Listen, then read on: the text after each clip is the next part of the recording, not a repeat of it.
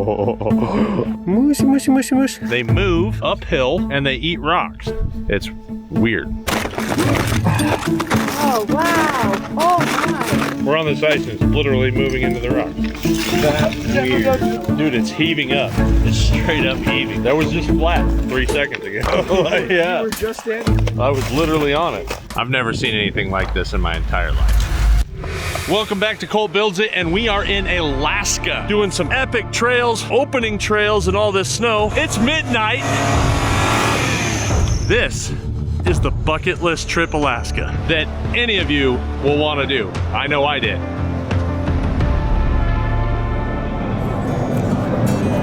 Got up in the morning for my birthday, got a good power nap in. We got on the plane. The airport knew it was my birthday, and so they were able to bump us up to first class, which was pretty neat. I'm still tight on leg space. I had leg space, but I didn't have foot space. This time I came prepared and decided to watch a movie I had never seen called Turbo, which is really a story about a snail that wants to be a race car. Looking at the overview of Alaska, I realized that this is one huge state. This is even bigger than HobbyCon. Once we landed in Alaska, Cooper picked us up from the airport. Welcome to Alaska, everybody. We got some groceries and some supplies. We loaded up the trucks and headed out to the trail.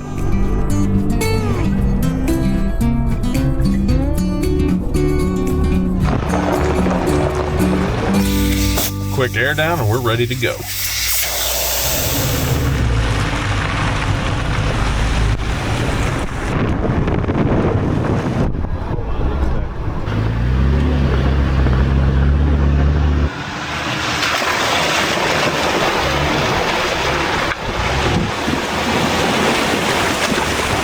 So this is the first trail we are going to do here in Alaska. This is Wishbone. This is Cooper.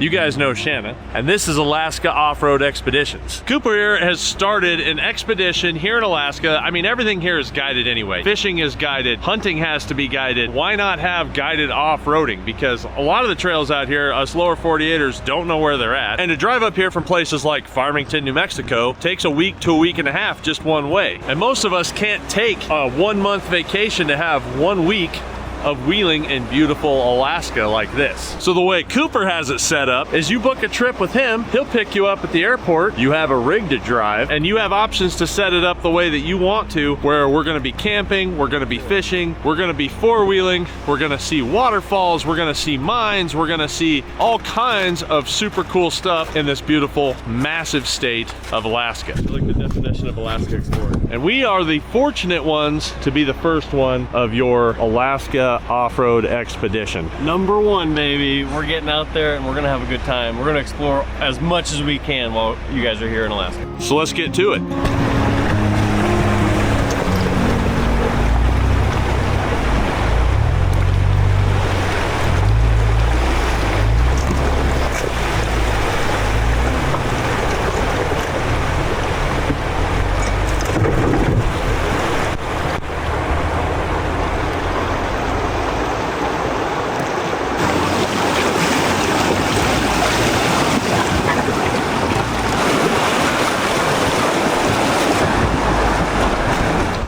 That's a murder stick. Yeah, it is. I almost walked into it. Don't walk into that. So we're not even 5 minutes into this trail, and Cooper shows us this. So this was for the Usabelli coal mine. They actually set this up for hydroblasting, which is kind of nuts, like just blasting into the rock through water power. Look at that monster. Ugh. It doesn't turn though. Ugh. Needs more gumption than me. Of course, I guess when that fills with snow and ice, that probably rusted this thing up quick. Oh yeah. This was the big piston, steam-powered piston. Yep. This made this flywheel start going. And that's how they were pressurizing the water. It's crazy. It looks like the front of a vehicle or a train or something, the way that's built. I bet you it's the same design as what a train engine was. Like a locomotive, yeah, steam locomotive. Yeah. After finding this, and it's actually all over the ground here. In the desert, you got to worry about cactus. Out here, you got to worry about devil's club. Yeah, that sounds worse than like cactus. Cactus is like a nice word. Yeah. They're like, no, this is called devil's club. Yeah, it's like they grow in big bushes. Yeah. You can see like this, and like in the middle of the summer, you can see right there how thick it can end up being. Yeah. Once it starts growing, it turns into this massive bushel of death almost. Time to trade in the off-road sandals for some boots. Yep. Sorry. Just gonna muck boot it up out here. Hey, get out of here! Not dead! Not dead! As expected, we are gonna see mud. This is our first bit of Alaskan mud. Not too bad. We'll see how much worse it gets as the day goes on. Or as this week goes on, I should say.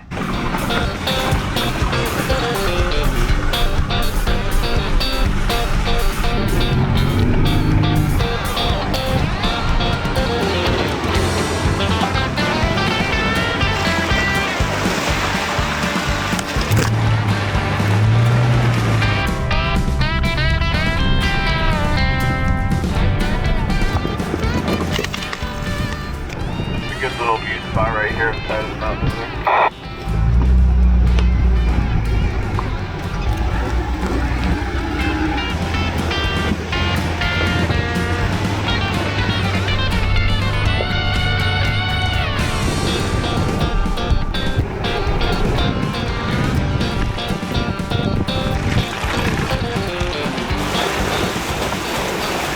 So it looks like we're at our first mud hole. Nice, first recovery. And Go ahead and swing to the right on the outside of me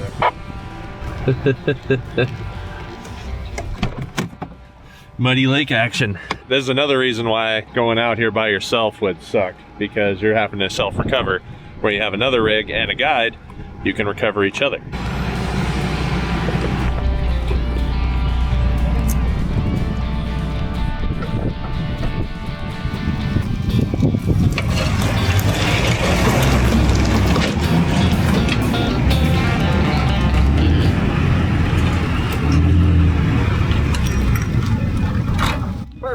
Like a charm. Works every time. What's crazy about the Alaskan tundra is you never know what you're gonna get. That spot looked nice and solid, and it wasn't. And then just a few inches over, it was solid. Some like soft solid. It's a game of inches. How about that for a primo camping spot? I mean, we're here at the very, very end of May. I can get on it. That's probably not Colt rated. That looks like a very not big swing. But that's Shanna rated. Lake's still frozen over there. So that's Wishbone Lake behind us, along with my wife swinging. This is one of the options you can do with Cooper's guide service. You can come out here, four-wheel this trail, camp, fish if you got a fishing license, all kinds of fun stuff. He just told me this is actually one of the deepest lakes out here. You think? 60 to 100, I would have to look it up to make 100% sure on the actual depth, but it is one of the deepest lakes. Gotcha. So it's one of the deeper lakes in Alaska, but this is not where we're stopping today. We're gonna keep going and check out even more stuff. I know you guys are really gonna enjoy this video because we're gonna enjoy it and really get a chance to see tons of this beautiful country. Push me. Never. Oh, I guess it's paracord. It's paracord. We're good. I'm more like the branch. The branch is like, you don't weigh anything and it's swaying with you on it, and it's cracked just past it. It's okay. Life on the edge. It's okay. Right? We're good.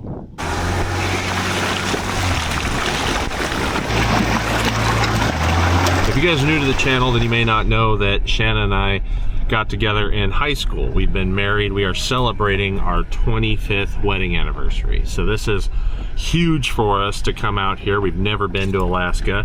This is actually my 49th state of the US states. The last one left is Hawaii, and what I think is kind of funny is that Alaska was the 49th state to become part of the Union. So thought that was kind of interesting. On top of it being my birthday week, it's, like I said, also our 25th wedding anniversary. So super stoked to be up here. We've wanted to come up here for so long and experience this. This is a treat. Trying to get up here was always the hardest part of something like this, was trying to figure out how we were gonna get all the way up here with a vehicle. And it's cool seeing all these birch trees blooming here. I mean, they're coming together. I was told that the snow like pretty much just melted and everything just came into bloom, which is kind of obvious with how small the buds are on the trees.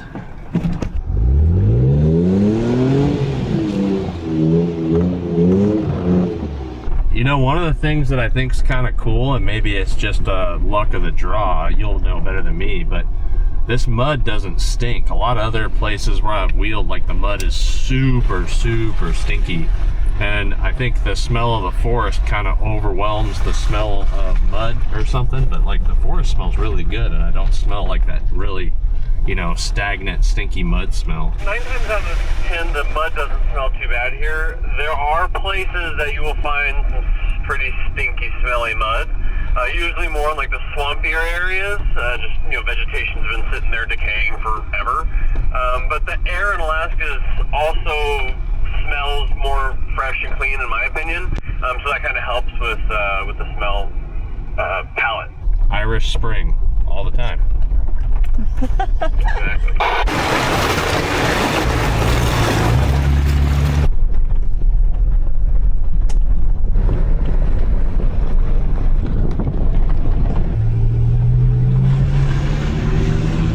Good amount of speed coming up. Ooh, big hill. Big hill climb. Oh my gosh. Wow.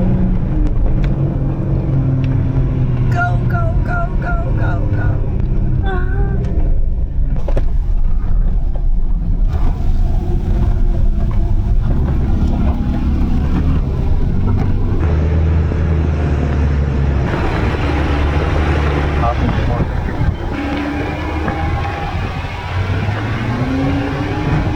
We worked our way over to the coal hills, check out the mountains, and they've been doing cleanup because there's a mine shaft here that they were pulling all the junk out of, and they closed it off because people were turning it into their own personal trash dump, I think. What kind of animal is that? Yeah, so you can see the rail system that Yeah. went into the mountain where the main shaft, you know, went in there, and then they would have carts come out. With Fed out. Yeah, that's cool. These are pretty legit setups though, man. Like, that's not a small setup. Somebody's got their chair in there. We'll make a little house in there? Yeah, somebody made a house. Yeah. Ooh, skeeters are deep in here.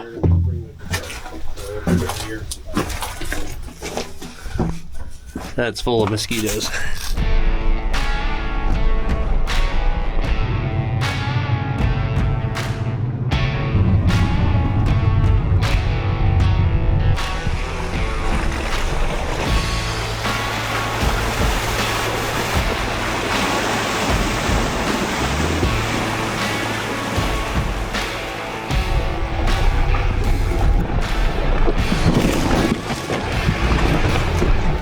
We made a pit stop here to a beaver dam. Look at that sucker.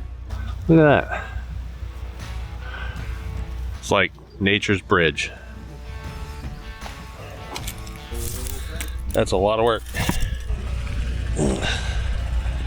Y'all want a little coal? Really love Coley. That's how people say my name a lot of times, even when they read the hat. I'm like Colt, like Colt Sievers, who I was named after. And they're like, oh, Cole. Cole, are you here? Cole? Cole. I should keep this in my pocket. Toss this up when they ask for coal.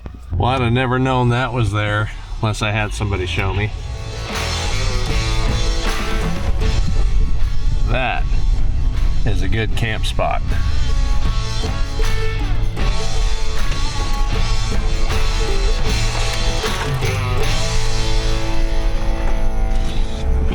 There's just no way around pinstripes here.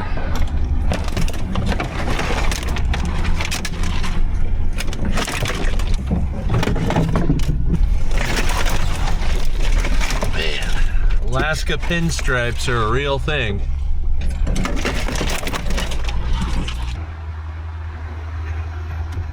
Don't just go walking.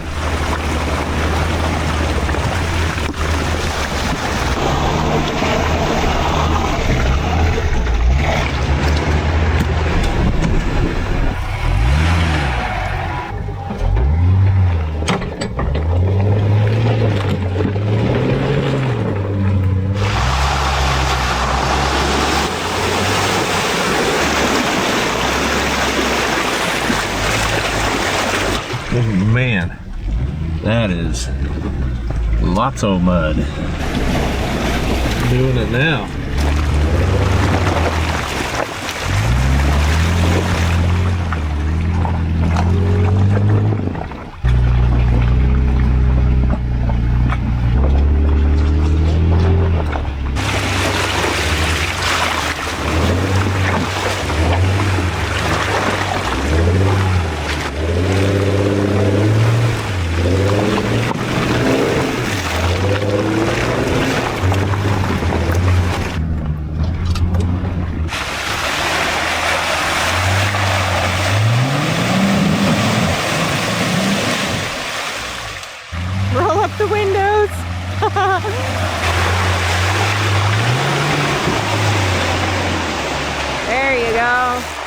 did it. Now I gotta get across. It pushed me over to the to the left, and it stopped. Well, that was a close one, and I ate a little bit of mud. Oh no. Just spent a few minutes cleaning that off. So yeah, that was a mighty good time. Gotta keep the windows rolled up.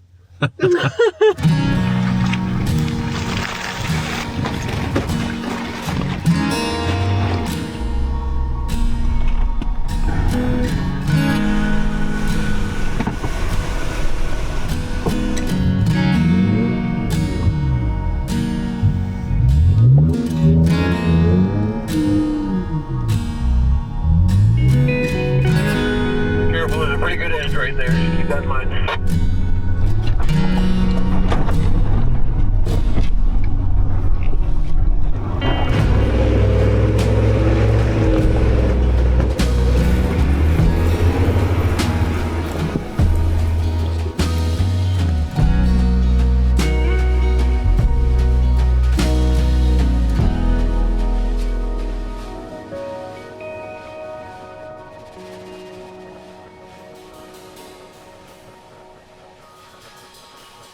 Oh man, look at this overlook. There's a little fire going on over there. Hot dippity dog. The mountains are socked in. They're getting some snow up there. Alaska pinstripes. As somebody who grew up in the mountains of Colorado, I can tell you how awesome those are. These are a whole nother level of awesome. This is unreal. They just blow out of the earth. Is it lunchtime? Snack time. From this view, you can see everywhere you've driven. On the other side of the big body of water right there, Yeah. that's Chugach, Eagle River. Yep, so you've driven all the way up through, all the way up there. This way we hit Wishbone, came through the trails. Coal Hills are right there. Yep. Came up the little road, went up this trail, and now you're here. Wow. In case you're wondering, he's saying we started out there and did one of these, and around this, over here, circle around up there, come around, and then over here, and then here. You need to do a squiggly line on the map. How do you turn this on? It turned off. Oh, the thing turned off. Cooper has this little thing called a thermocell. I've never heard of this. That's a good one. In the comments, if you know about this, put in the comments that you know what a thermocell is, because I'm curious to know how many people are aware of what a thermocell is. If you don't know what it is, it's an amazing mosquito repellent device. But it does take Never heard of it. propane to run, so if it's out, that might be why. Yep. It's out of the propane. Strickland propane. Well, Shanna's not afraid of animals, but she's afraid of bugs. He's talking smack out here, buddy. I don't like them. Citronella wristbands. They're Yeah. Jurassic vampires. So the way it works is if you turn this on, Matanuska River. Yeah, that's super cool. I would have never known to look for all this stuff or where to go. Skeeter. No, not today. So Shanna and I just enjoyed just kind of sitting out here looking at this awesome overlook. Now we're ready to take off and keep on moving because this is a legit adventure we are doing. Legit. I love it. Legit. So there's mountains in there, but yeah, that snow is telling us otherwise. Steep little downhill.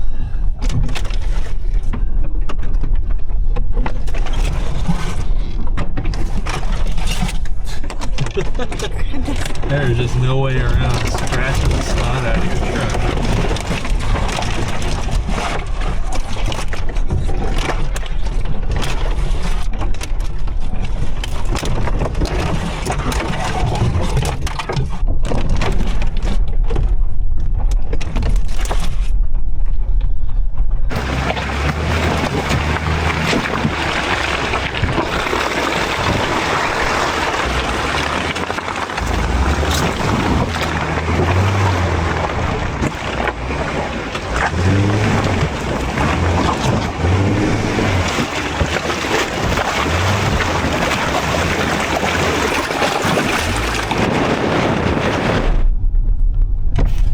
We just turned on to Kings River. Cooper said this is a really cool area. It goes really deep back into the mountains. To the best of their knowledge, this trail was originally put in by trappers that were out here probably collecting pelts and other things so that they could come in town and make money, trade it up for that gold.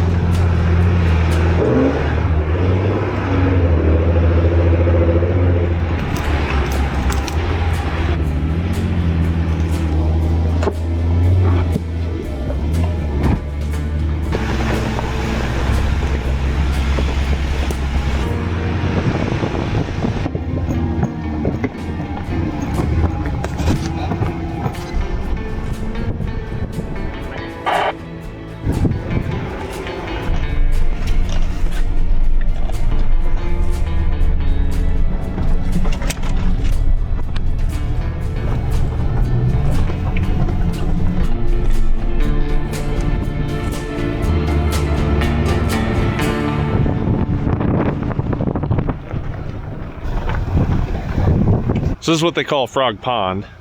This is what we're thinking about for camping tonight, which is like a primo spot here. Cooper's gonna take us up a little farther because the great thing about Alaska is the sun isn't gonna go down anytime soon. So we're gonna go out, explore a little more, and then we have this spot if we use it.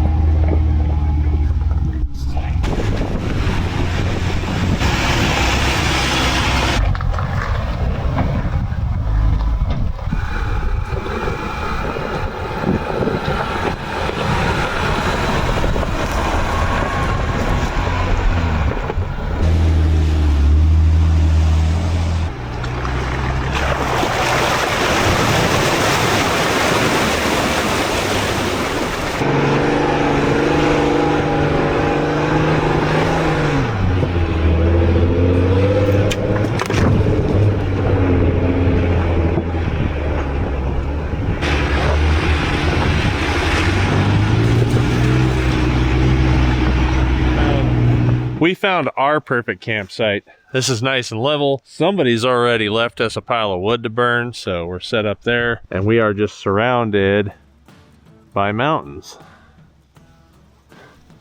And no wind, because usually when you're next to a lake, you can catch a little wind. Still a little early in the season. It's a little brisk, but not bad. Here, that way you can supervise us setting camp up. Yes. That's my chair right there. Or maybe that one.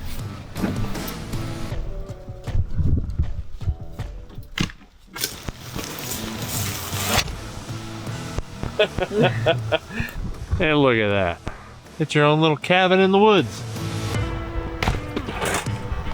Okay, you guys, I need your help. It's Colt's birthday, and we're gonna go sing Happy Birthday. So you guys get ready. We're gonna go surprise him. Come with me.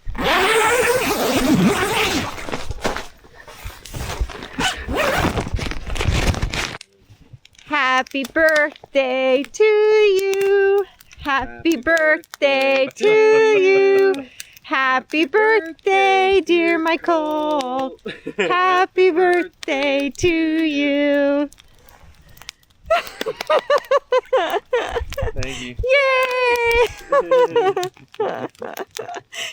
So one of the things that's kind of tripping me out, it's still like completely day. It's overcast right now. We were just sitting here talking. Cooper mentions, he's like, well, when you guys are ready for bed, let me know. We'll kick on the diesel heaters. And I'm like, ready for bed? It's almost 11 o'clock at night. It's still May.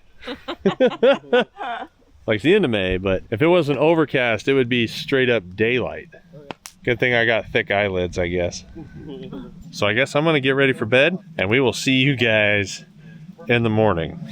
Didn't get eaten by a bear. We got camp all packed up, left plenty of wood for the next guy. We're gonna keep going up this King's Trail and see what it's all about. Cooper says there's some cool obstacles up there, and I'm ready to go because, you know, we had some coffee this morning. You get rid of the number 1 and the number 2, you're solid. I'm skid mark. Oh yeah. Let's do this.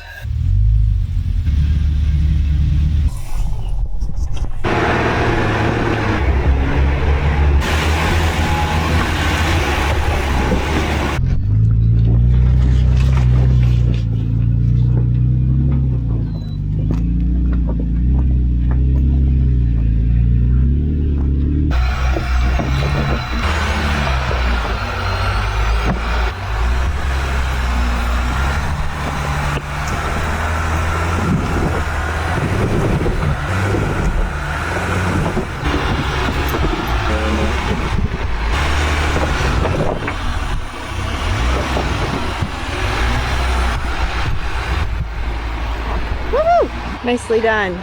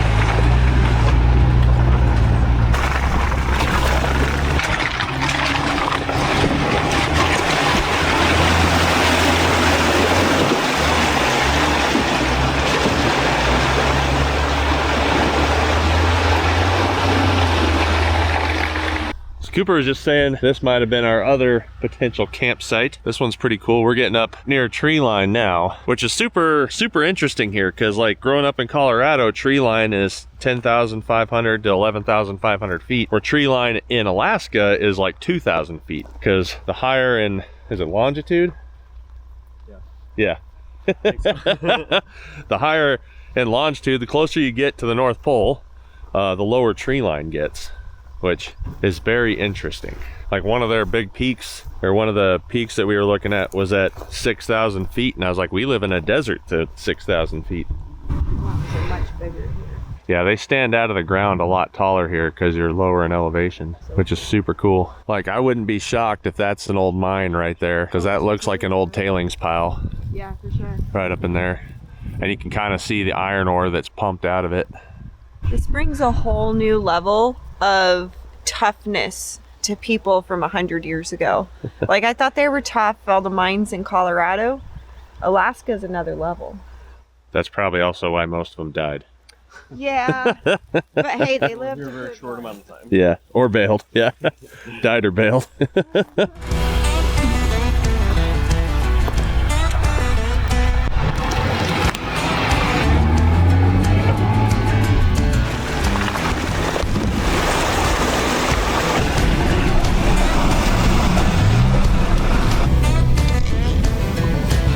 Max Flukes.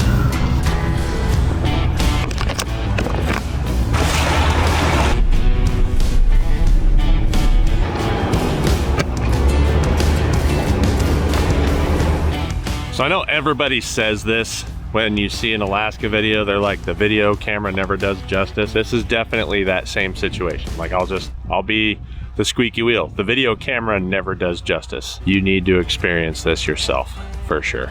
Looks like It might be snowing up there. If it ain't snowing, it's at least blowing it around.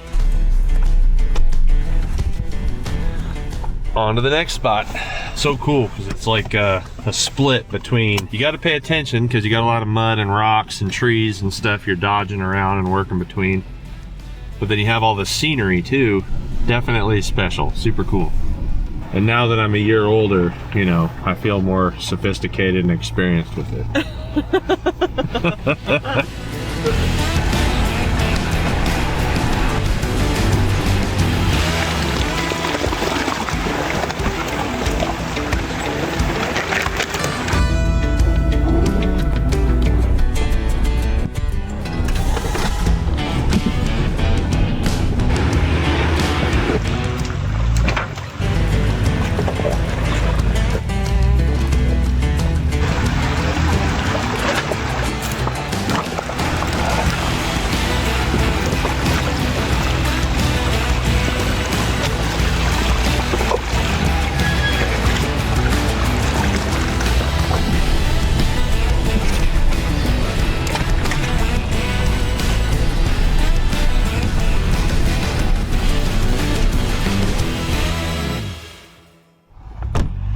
So I know you guys saw this lake in the drone shots. It's like a mirror. Any fish in there? Look at those mountains. That one is super jagged. Just reminds me of the maroon bells in Aspen, but it's really, really tough to see with that all the cloud cover right now. So I got a couple of pictures eating some pumpkin seeds. I was thinking to myself, I was like, this would be a perfect bush for a grizzly to pop out on us on. And I see that. He did it to the last guy, so he won't do it to us. Well, waited just a couple minutes. You can see those mountains a lot better. Really pretty mountains there. So this trail keeps going an extremely long ways into that valley. Problem is I want to try to show you guys all of the options and all of the trails out here in this one video that you can do an adventure with versus doing just one singular adventure. And it's a little early in the season.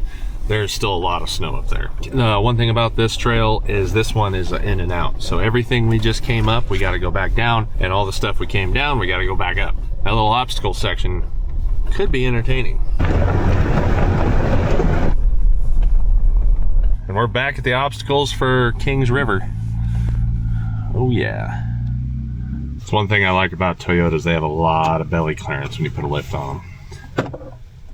With that, they're a little more top heavy too.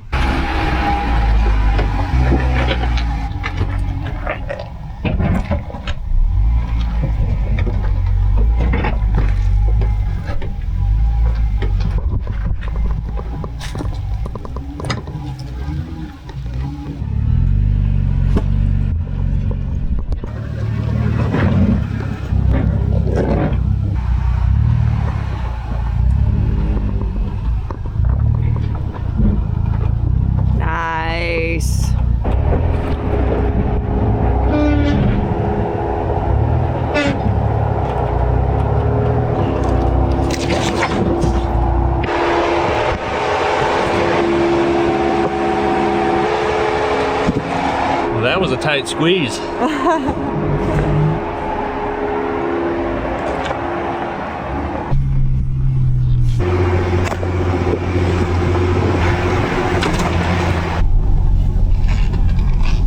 Check this out. So that's all that Devil's Club, and it's getting ready to bloom. That's kind of neat looking. Very alien-esque. So what I think Cooper's doing with Alaska Off-Road Expedition is super, super cool because it is really challenging to find the trails here in Alaska. It's really hard to know where they're at, where to go, where to camp, you know, where is all the cool stuff. And the mapping out here isn't so much out-of-state friendly, but to have a guide that can tell you and show you where to go is pretty crucial. On top of the fact that he supplies you with a vehicle. Like, that's worth its weight in gold, is it's extremely challenging to be able to get a vehicle all the way up here to Alaska, take an entire week plus to drive up, wheel for a few days, and then an entire week to drive back home. On top of the cost of fuel and everything else, it just makes more sense to fly. But on a standard rental, you never know what you're gonna get. He sets up the camping supplies, the cooking supplies, all the other things. All you gotta do is bring your food and fill up your truck when you need to fill up, and he takes you the rest of the way. On top of the fact that he offers all of these side tours, if you wanna do helicopter rides, if you wanna go ice climbing, if you wanna do mine tours, if you wanna go to glaciers, fishing opportunities, side-by-side opportunities, all kinds of other opportunities that you can do within a trip. And not to sell short that there are different options, whether you want to just do a day trip with your family because you have other things planned, or you want to do a 1 or 2 night camping trip out in the woods and go four-wheeling, or if you want to spend a week or 2 out in the woods and stay on dirt roads, he has that mapped out as well. Because let's face it, Alaska is vast. It's basically half the size of the lower 48. And for me, this is just a blessing because I've always wanted to wheel in Alaska and just never was able to take enough time to drive all the way up here. On top of the fact is figuring out where to go. Most people just drive the Denali Highway. So if it's something that you've always wanted to do as well, I'll leave a link in the description. I'll also pin one in the comments, and I'll even chuck a QR code up here on the screen so you have an opportunity to check out the website and see if it's something that you want to do.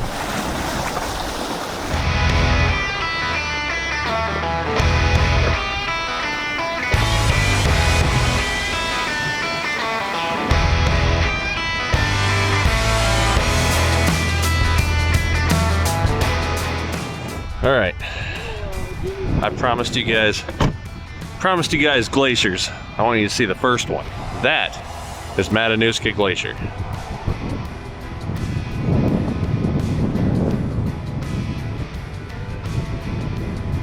And that's some school buses.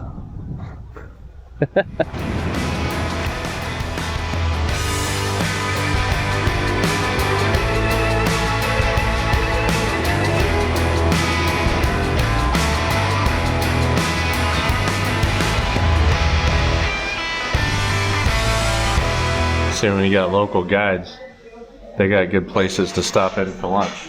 Yeah, see Mount Hodge. And there was my dream snowcat, which is the one that I showed you just a second ago, sitting under a moose. We saw live mooses, mises, caribou, and then I'll take you to the grizzly. Oh, and let me show you an albino moose hiding out there. Check it out. Oh, it's warm in here. He's a little guy. Just a little guy.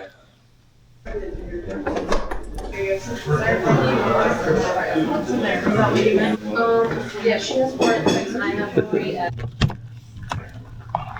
All right, done eating. Yes, it was yummy. It was yummy. Rockfish. Yep, rockfish tacos. You stare at that, and yeah, I guess they do helicopter tours here too.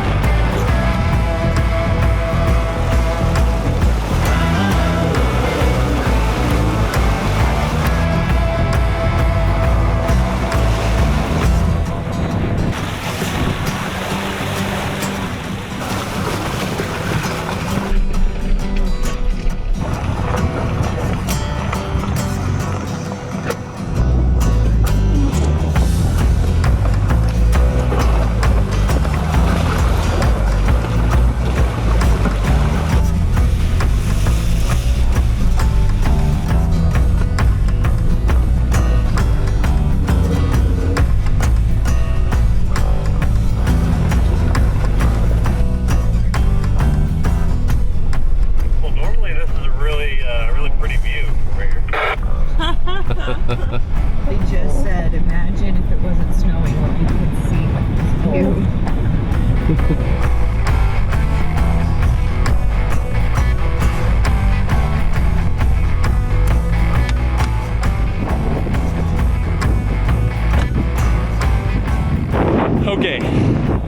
why not get a blizzard while you're wheeling in Alaska, right? Oh, yes. Look, out there, we just came up, like, we gained over 1,000 feet in elevation. I don't know if you can even pick it up. It's way down there. All that we can't see are some really beautiful mountains, if you can see them.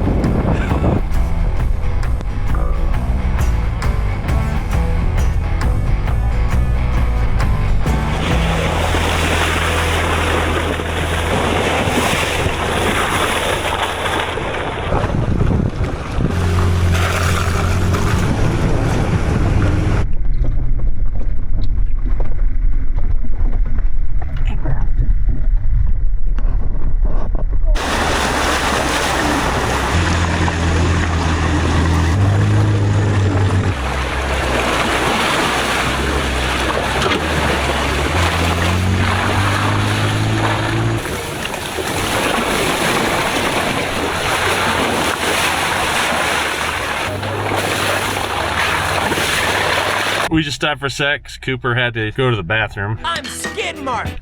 But I think what's really crazy, this mountain range way out here, and you probably, I don't even know if the camera's picking it up. That mountain range, I just looked it up, like from where we're at to where we are on Google Maps. It's like looking across 3 states to where that mountain range is. That is nuts. If I can explain this so you guys can see. So it's this mountain range way over here. Okay, now look at that distance and look at the size of the states. That's a ways, guys. That's a long ways. The vastness of how far you can see here is absolutely unreal. Cameras don't do it justice. You got to come out here. I've always knew I wanted to come out here. So glad we are. Lifelong dream, check, complete. I checked it by rubbing my face like that. Check. Check. Beep. Check, check.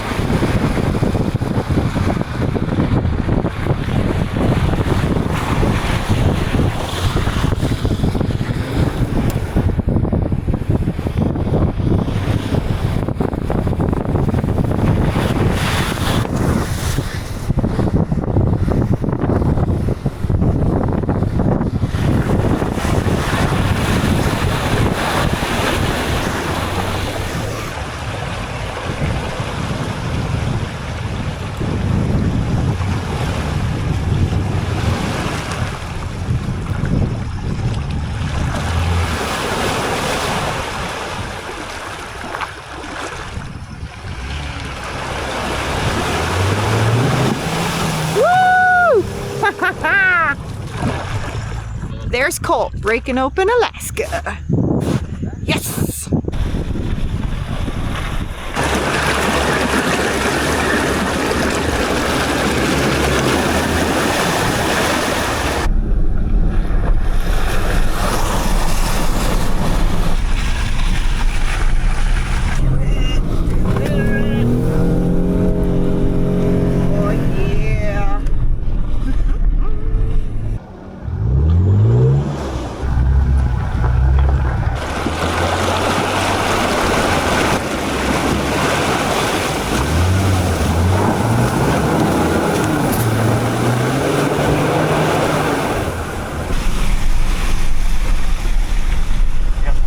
Right in front of us. They're pretty good at eating. They're kind of like chicken.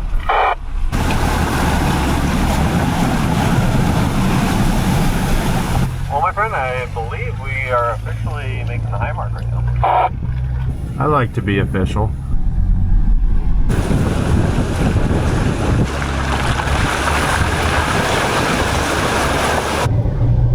We are officially opening this trail right now. We are the first tire marks on it at this point. We even had a local lady in town ask us to give her a report of how far we get. You can do it, Cooper.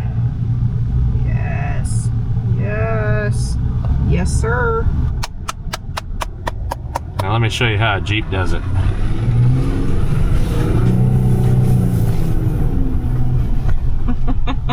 That's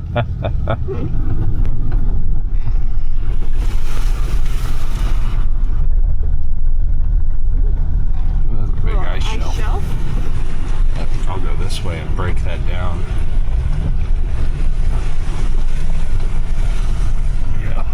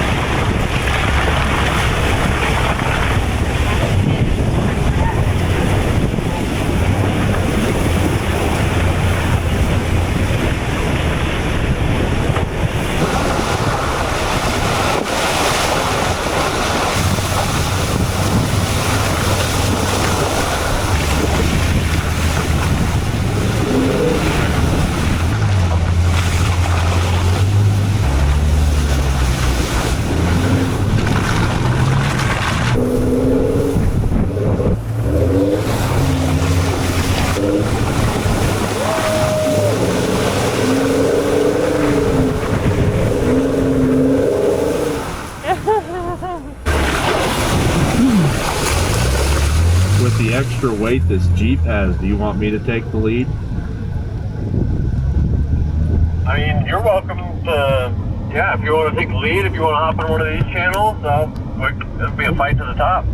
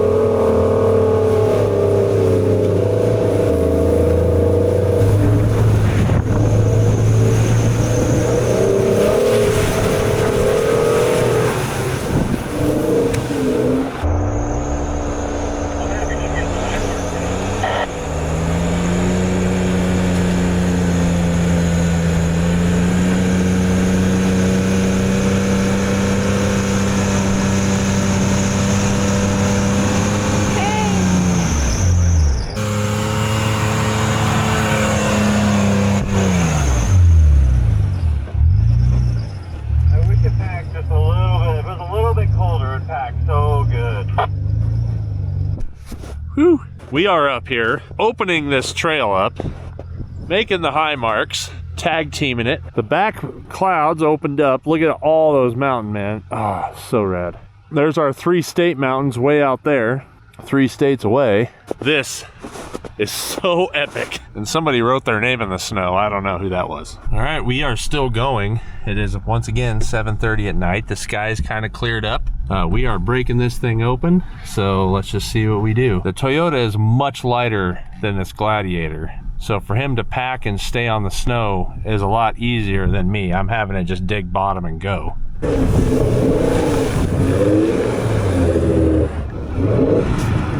And I'm stuck. We got stuck. I'm coming for you.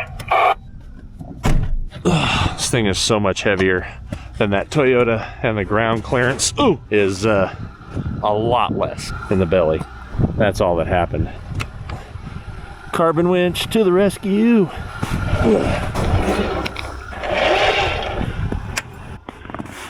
Yep, there's my feetsies. Ooh. Oh, oh, oh.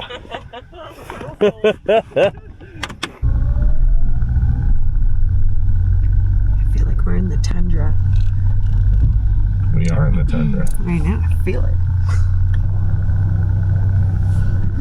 That winch is fast. For a 12K, yeah. Go, Jeep, go!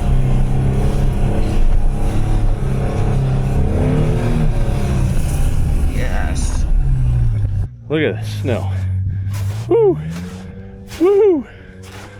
Woo! That's knee deep.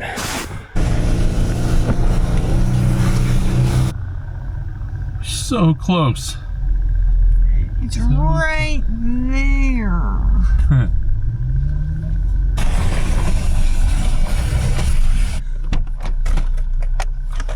Hey, now it's Cooper that's stuck.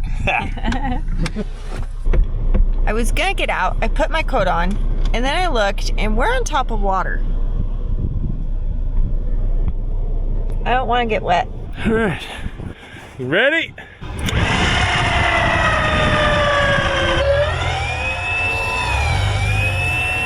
I think we got him there.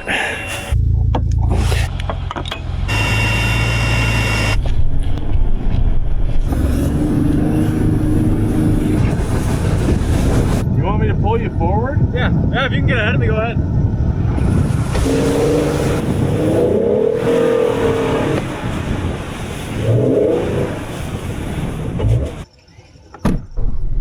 Colt was running through the snow earlier and he almost lost his pants.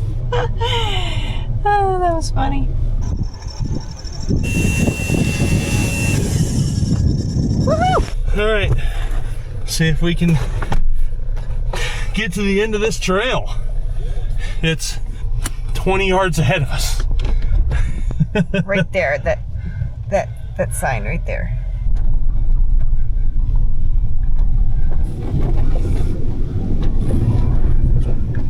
Nope, I think I just buried it. Yep. This low slung pig just buried itself. We're like bottomed out turtle. Turtle. Yep. All right. So close. It's just so deep at the top of this. Oh my. Yeah. It's deep. Yep. Oh. You touched it first. Well, there you go. Colt was the first one to make it to the end of the trail, 2026. Well, in a matter of seconds, this thing went from on top to stuck. You can see everything was hung up here. The drive shaft into it. Yeah, and it's deeper than my kneecaps. It's about halfway up my legs here, which I'm not touching bottoming, see that's just pack. And then bam, that's above my kneecap again. And right here too, woo, that's deep. All right, so this is Four Corners. Made it. First one's up Four Corners. First to Four Corners. Way to break the trail to Four Corners. Yeah. Open the trail for Yeah. Alaskans to Four Corners in Eureka. That's crazy. Almost done. Almost made it. This is Four Corners. What we just ran was Old Man Creek. Cottonwood Creek's this way. Monument is that way. You can see the trail run out there, and then it peaks off right there on Monument Peak, and you can oversee all those mountains, which is pretty rad. So don't come in May, come in June or July. For this trail. If you want to do this trail. This is the epitome of Alaska to me, because like Alaska's got all the mountains, all the stuff, and I've wheeled a lot of mountains, but the vastness, like that is so far away. Just absolutely unreal what you can see with your eyeballs. How about that? A lower 48er got the high point so far this year. Ha! There we go. All right, we'll mosey our way back down the hill. It is actually really late, middle of the night here, and well, yeah, this place is rad.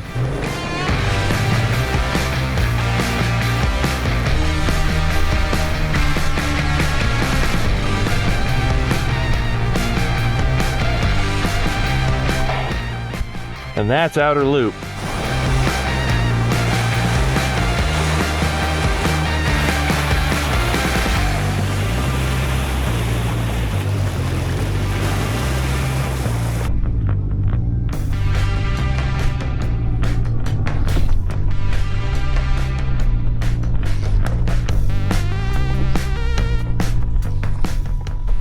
So growing up in Colorado, we always had a saying, if you don't like the weather, wait a few minutes and it'll change. This is the blizzard we were in. Those are the mountains I told you couldn't see when we got on this trail. And there they are. Way down there is where we gotta go. There's our trail right there. Absolutely epic. I know I keep saying that, but there's not another word. Hi. I think God blessed us with some blue sky and sun. I think he did indeed. That. So rad. And in case you guys are wondering, right there in that valley is a glacier. I'll see if I can get up here and maybe we can zoom in enough. I'll put it right between the trees. There we go. Right between those trees is a glacier.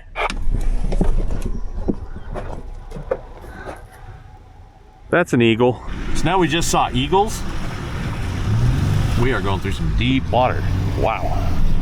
Come on, get traction. There we go. I think we were just paddling with the tires there. Eagles, mooses, another check off the old list.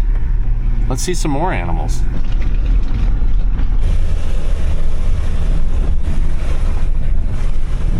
Finally worked our way off of dirt here. We're coming into this tiny little section of pavement so we can fuel up. Look at these. This is so the plow trucks know where the road is.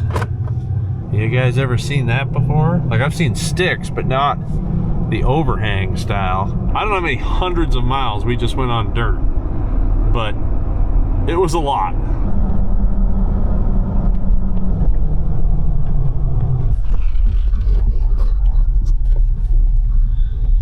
Eureka Lodge. Looks like a cozy place to stay for the night.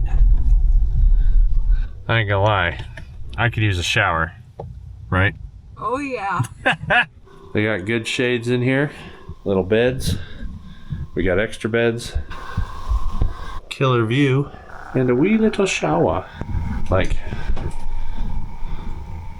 half the size of me. Source beef and vegetables and all their food. So their burgers. We had a nice little lunch today. This place even has a restaurant attached, and they even had reindeer sausage.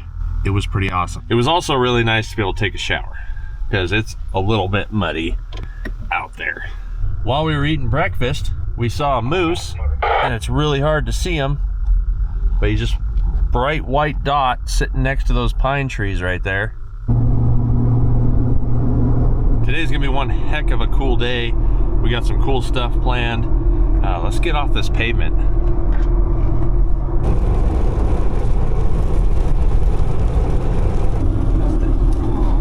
There's a big boy too. Walking there in the woods. They are just littered on the highway now. You guys see the way all these trees like get fat at the top and they all curl? It's kind of like we're driving in a Dr. Seuss book here.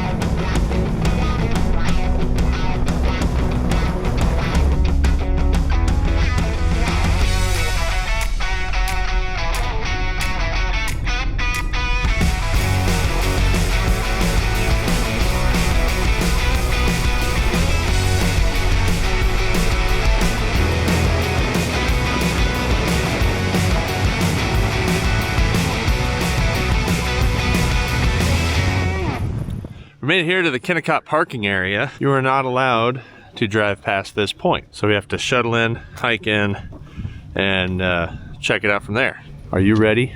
Oh, ready. Ready to explore. How do you rent a quad? That's the way to travel around here. Right? The way. And when is the last time any one of you guys saw this?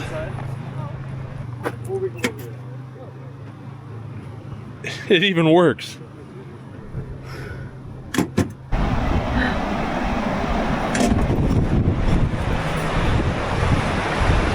gonna absolutely love this truck. Yeah, I bet. Man, look at that water. Oh, look at that water. Look down, Shanna. I love it. I want to cloud down into it. Will they let you Keep in rappel? mind the Jeep key. Make sure we don't lose that. Yeah. I think my bag's as big as I am. Your bag is as big as you are. This is rigor mortis. It was built in 1953 by a guy named Jim Edwards. Came in this area through a cat train, built a house, started a family, needed a vehicle, and assembled this bush truck. It's made out of a bunch of different pieces, and they lived here for decades in the McCarthy-Kennecott area of Alaska. Last time it ran was in 1990s, so they left it here to sit for people to enjoy.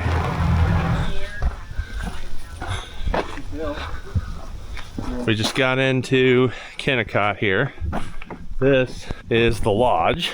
That's why I got double backpacks. Shanna's got her backpack. Cooper's got his backpack. What's super cool is out there is the glacier. That's just rocks on top of the glacier because it moves the rocks. Picks the dirt up. How tall am I? Okay, right in my head. I think we walked into the restaurant. Welcome to the room. This is the inside of the Kennecott Lodge room. We have a great view of the glacier, and if people eat at this restaurant, they're going to be staring in our bedroom. But not too shabby. So your only options are twin beds, or I believe these are double beds. So that's our only options. I'm a one double bed kind of guy. There's a bunch of cool stuff on the walls. I don't know what that says. It's probably a sweet recipe for sweet and sour chicken. The way they work this is you have shared bathrooms and shower houses. So what'd they buy? Box of peas. American cheese was $2.35. That's pretty pricey for back then. Must be a big chunk. Probably all things they found. How about that? A lathe. It's like they knew that I wanted to be in this room. You're gonna have an advertisement for a lathe. Axle seal. See, even back in the day, they had metric speed wrenches. Oh. Short ceiling. That's why I wear it. I told you. Yeah, I intentionally wore it. Sure worked. Yeah. It's gonna happen to me in the mill building. If you trust me, I'll walk in with still crack. So we are doing a tour of the Kennecott mine. If you guys don't know what the Kennecott mine is, it's like, I'm pretty sure the biggest producer of copper. Like, they were picking it up off the ground. And this is the background area of the warehouse, like of the general store. So they just had mail and storage. Like right there, there's bolts. I can tell that's bolts. 9/16 by 2.5, 3/4 by 3. Bolt storage. Actually a pretty good sized general store. Oh, you got globe valves and gate valves. Unions and everything you need to make it. Jeez, that'd be a... I'm 6'5". If I had to go get those close nipples up there, like, I can't even reach them. They weren't that tall back then. No. So lots of parts. This is a parts bin. Look at this door. Shanna, film me next to this door. Oh.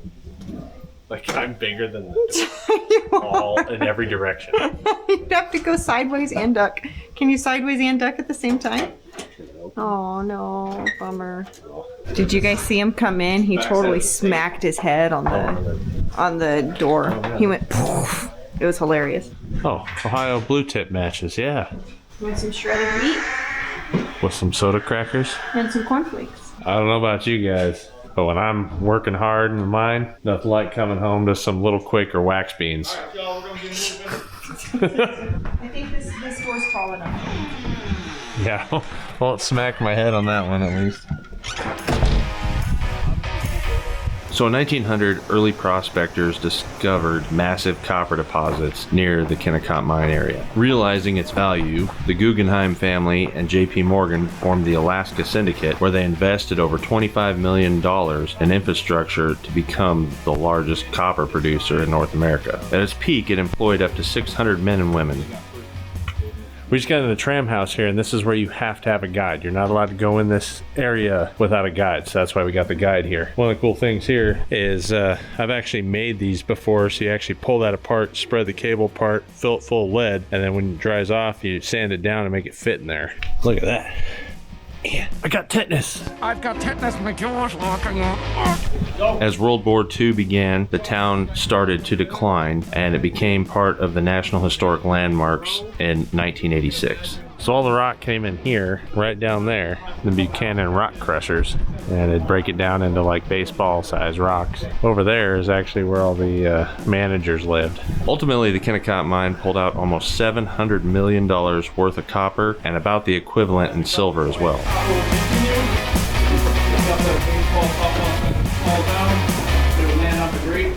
So right there is the grizzly grate. Anything that didn't break up into that fit through there. There's a dude who was the grizzly man with a sledgehammer just beating the rocks down in it. That's pretty cool, huh? Our chutes, we are also start having an elevator to bring things up. That will then bring down into the sorting process. Like that, this time of year is a really good time to see up in the mountains. If you're kind of looking around, What do you guys think so far? It's awesome. Old mines are the best. Look at that. Let's go down these death stairs. Width of my foot sideways.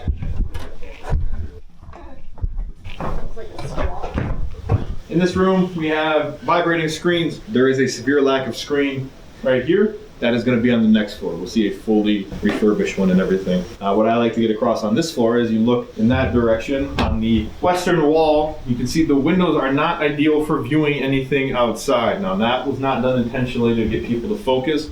This is a room that was added after the fact. Windows, doesn't matter. They threw these two random ones in. There's a bunch of supports right there. And you can see, as you look up at the backings here, we have these big chutes that are coming from those bigger ore chutes that were back there. So those elevators are bringing stuff up, flowing down here, coming down, getting sorted out, nice and shaky. And then these lead on to the next floor where there's more sorting. We're gonna really get into the fact that this place was cobbled together over the years. As technology was invented, as they were getting more money and everything like that, stuff was being added on. Spent a good chunk of my life in the oil field. Had a boiler. They had shakers. This is really nothing off of a regular oil field shaker. Keep fluid in, run your rocks out. Pretty cool. Out here, that is a pretty famous John Denver scene. If you are a fan of John Denver, you might recognize that. Look at this operation, man. They have more belts coming down to those pulleys. Just a little chain. While this operated all the machinery, you can see how these belts are twisted. They actually twisted that so they don't slap together. Probably added tension. This is how you kept the building together with this turnbuckle. And here's the key to use it. It is not light. It is a chunk of 1/2-inch plate. All right, so right here, this is the Hancock jig. This is kind of something I was talking about that is still kind of being used today. So the sorting technique and everything is all based on size and weight. So the rock would funnel down, would land in here. This machine would go forward, up, back, down, forward, up, back, down. It's making that cycle every 1 to 2 seconds. So it's moving very quick, and you're basically just getting rock hopping down and making its way down towards where I'm at. So the stuff down by y'all, that is going to be the bigger and heavier stuff is going to be falling through. Then as it gets closer to me, it's going to be the heavier and smaller stuff. And as it gets closer, really down by this spot, it's going to be all the lighter stuff making its way down here, potentially going down to more sorting at the shaker tables and everything like that. Let's see what? There's the shaker tables. How did they figure out how to make that? That's what I want to know. I look at all the springs on that thing. Smoke my head. Oh, baby. Got Yeah, I'm used to it. Check out the spare parts bin they had up here.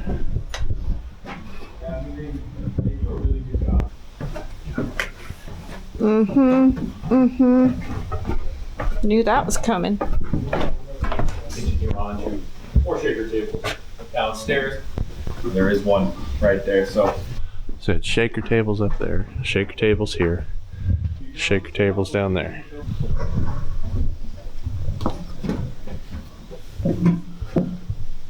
Could do shaker table. In case you're wondering, it's cold, so Shanna has her off-road sandal socks on.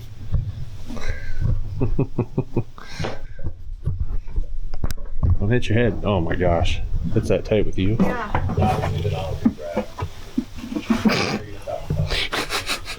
let's move. oh yeah. We were out on a trip and there's no weather. This was the first thing they used here. This is at the bottom of the Kennecott mill house here. This was the steel ball crushers. They had chains with balls hanging off all these things. Just probably those right there. How's the sound it made? Don't hit your head.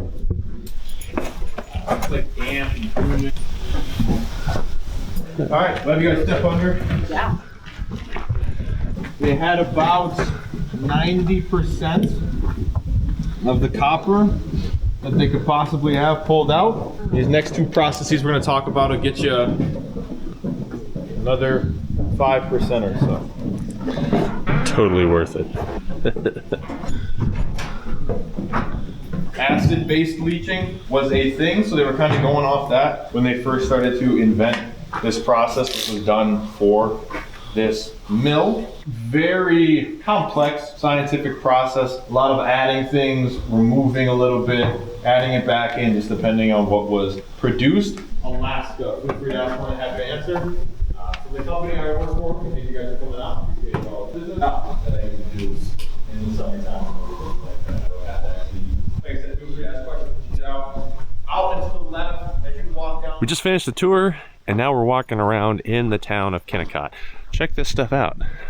That is the power plant that basically powered this whole operation. The power plant was built and designed from 1911 to 1917. It actually had to get rebuilt in 1924 due to a fire and didn't get completely restored until 2014. In its earliest years, they used a small wood-burning boiler to power it. The first set of boilers came up from the railway that ran into the town, and it actually became one of the largest power plants in all of Alaska. Later, the boilers burned oil to generate steam, the steam generated electricity, and the turbines ran to heat the ammonia reaction and leaching plant. In addition, they installed the diesel electric generators that sent all the electricity up to the mill site. The oil storage tank held enough oil to operate the Kennecott all winter, keeping everything heated with an average negative 30-degree Fahrenheit temperature.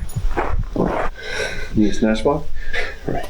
So what's cool about this is usually water-lined. So the wood is held together by all this metal. The metal keeps tension on it so it can't expand too much. The water swells the wood and then it keeps it in and lets it run. In 1923, they built the flotation plant to try to extract the last bit of copper. The mill across the street had produced large amounts of fine ground limestone that still contained a lot of copper. Kennecott's financial success depended on the efficiency, so this needed to get extracted. While the ammonia leaching plant next door could extract copper from coarse material, it couldn't extract the fine material. Basically anything smaller than 1/8 of an inch in size. The flotation extracted copper from the finest mill tailings. The mining operation was big enough that it had a 2-room school. Built around 1915, it opened its doors in 1923. Many of the employees' children went to the school, and more than 100 workers filled the school to study for their citizenship exams to improve their English language skills. For many people here at this mine, their job was a step towards American citizenship. The bunkhouse was built in 1917. It housed up to 60 mill workers at a time. The main floor was the mess hall and the kitchen. The downstairs was the washroom, toilets, and the upstairs were the dorm rooms for everybody to sleep. And in a time when not everybody had nice things, this bunkhouse had electricity, hot water, and steam heat for for all the workers. Room and board included 3 hot meals a day and a hospital fee, the cost of $1 to $1.50 per day. About 25% of the workers' daily earnings, which ranged $3.50 to $5.50 a day, depending on their experience on the job. So they had massive snowfall. They actually had to rebuild this bridge not too long ago, and it's pretty nice now. But they did try to rebuild it in the same design that it was rebuilt. Back here is the hospital. They have no intention so far of remodeling, reconstructing, or fixing what's left. The hospital, though, was supposedly really, really nice. And the reason that it was really nice is because they didn't want people to leave. They pay them to work in the mill, they go down to McCarthy and spend their money, and if they got hurt, they went to the hospital because they were worried if they actually left the area, they would never come back. The women, the cooks, and everybody else that helped feed the mine were here. And I think they wanted to keep them separate. Obviously, single women were probably pretty desired in a male-dominant building, many of which were nurses and school teachers. This was the manager's office, operated by Stephen Birch. He was an actual young mining engineer. He also became the president and CEO of the Kennecott Copper Mine Corporation. The interesting thing about this and why it grew up and blew up so fast is it was actually funded by major corporations like J.P. Morgan. The post office was built in 1917, and through the railway allowed everybody to get a hold of people at home. They were able to send home news or wire money, obviously at a higher expense, but right through the Wells Fargo telegraph service. He emerges. This was the butcher shop. It came right off the train. They unloaded it right here and rolled them right in through the door. Ka-dink-a-dink. So the butcher shop was actually high-tech for its time. Lots of meat hung in here instead of just using ice because, well, that costs money to make. They were already making ammonia, so they were actually freezing all this stuff with the ammonia running through the lines, keeping the building cold. That's sharp. I got tetanus. In an attempt to keep everybody happy and in the location, they actually had an indoor basketball court where they also had dances, Christmas pageants, movies, church services, roller skating, even boxing matches. The rec hall was built in 1916. Now, somebody who enjoys basketball, you can see they got the free throw line, half court. There is no 3-point. 3-point shot didn't exist then. You can do movies. Don't lean too far back when you're sitting on the bench. Copper dust off of it. We've toured the Kennecott mine. We're now down here in the town of McCarthy. Check all this cool stuff out.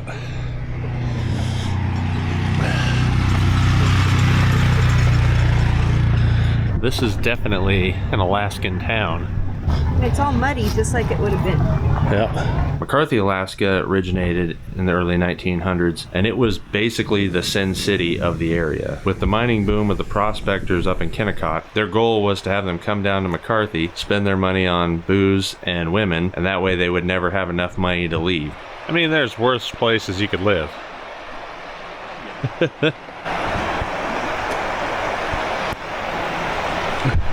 at this old Chevy. Bow tie. Look at the moss growing on the step. It's a 1-ton. Inside forward, square body, and then I see a short bed step side Apache up there. That's what you I want this one too. That's 1 tons. That's a 3x3. 60, 14 bolt.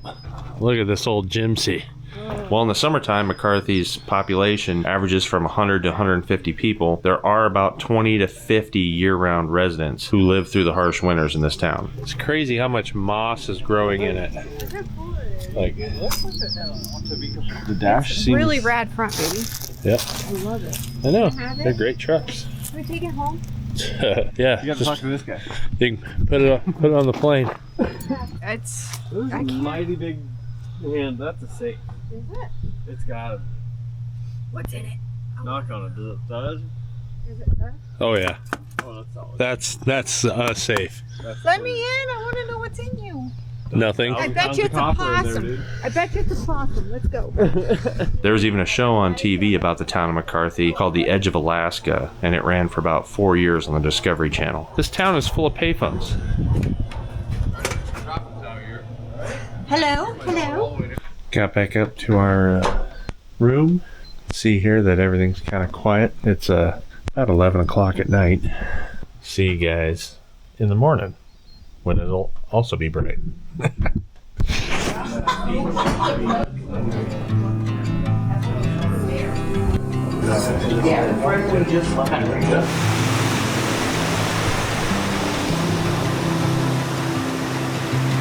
Coming, Shanna?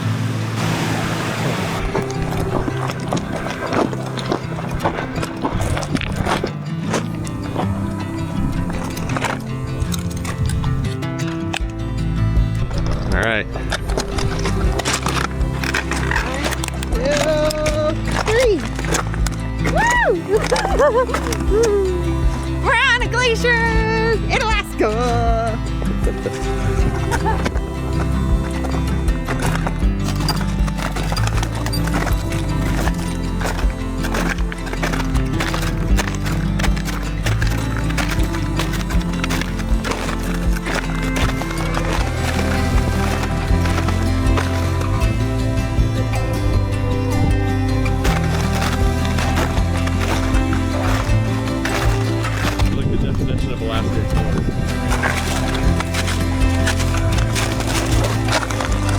Water pool.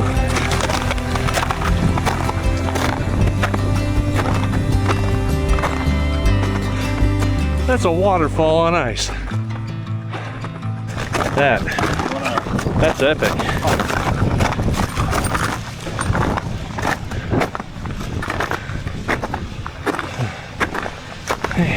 Good morning, friends. We're here on Root Glacier in Alaska this morning. We got a good breakfast and we started hiking up this thing. It's gonna be a good day. This is our guide, McGuire. I've been calling him Big Mac. He actually took us around yesterday through the mine. He's also gonna be our ice climbing guide, because who doesn't want to climb a glacier? How many ice climbs have you done? This is my first one ever. Oh, sweet. Well, we're set. So he's hiking around so that he can set up there. We are gonna climb this massive ice wall. Yeah, that's a big wall of ice. Yeah. Big wall of ice. Look how small he is. Look at the size of that wall. And he's like my size. Wall. Waterfall. Wall. The advantage of me being big is I get big clothes.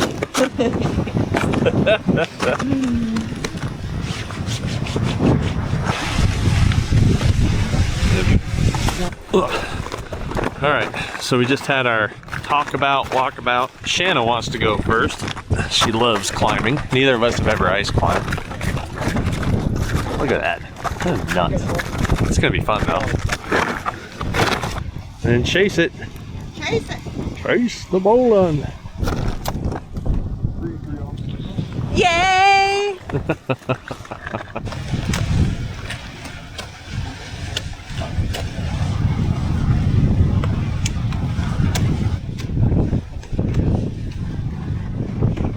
That's my wife, climbing a glacier.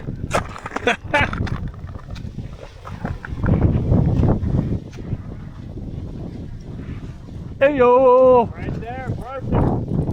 Woo! Alright, I got you nice and tight if you want to look out, lean back, picture, all that stuff. When you're ready to come down, just you know. Alright, lower it.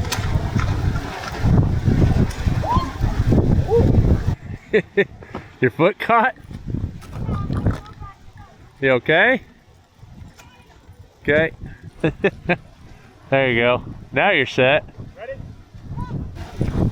And just like that, she set the bar. Good thing you're flexible. Yeah, What do you think, Shanna? that was fun. Yeah. So happy. Caught my pants when I did that. Oh, you did? Yeah. Oh, wow. Ah, you're looking like an ice climber now. Yeah. So what you guys don't know is Shanna's dad was a climber. He promised to take her ice climbing on a glacier. They were supposed to go to Alaska and go ice climbing together. He passed away, and so I was able to surprise Shanna with this. With Cooper's guide service, this is one of the things you can add in here, is coming here and going ice climbing. Needless to say, she's on cloud 9. Climb on Up there. And there. Ginger down. Whoa. So, like I said, get to the top, about waist right there so you don't tip back and everything. And then of course I'll be tuning off to the side. You just be mindful of the rope. Got any questions or anything? No, I think we're good. Cool, we ready? Yep. Cool. I'll either make it or I'll fall.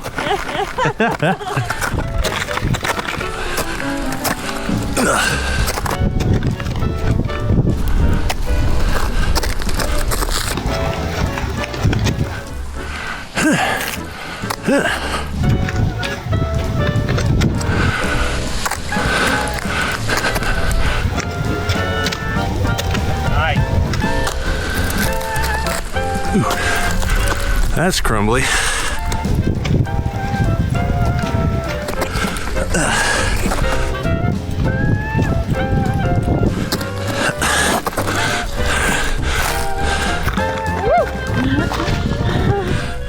Howdy ho!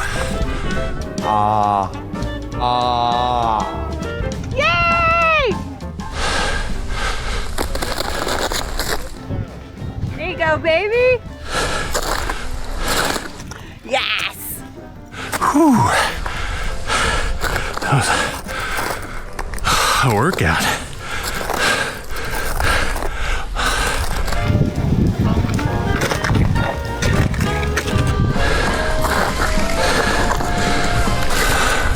Woohoo! Made it. You did perfect. Well, I don't know, I'm not the expert, but it looked perfect to me. Are you supporting your own weight? Yeah, oh yeah. Yeah! Good. That's fun. Works out the calves. The baby cow's got to work out. Pretty much the first time I've ever belayed someone out here, and I've had to really sit back in my harness. Coming down, I was like, whoa, whoa, whoa, whoa, whoa. We have officially ice climbed a glacier in Alaska. In Alaska!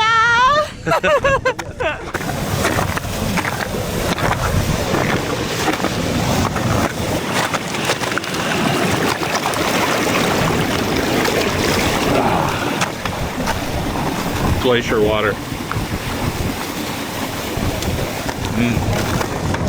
That's good.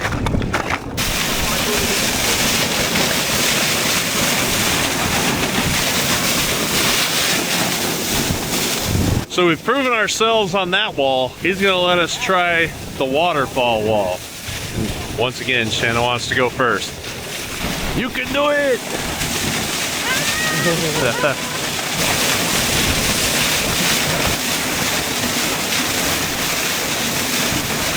So funny, it's like barely a hook in there and it holds it. That is wild.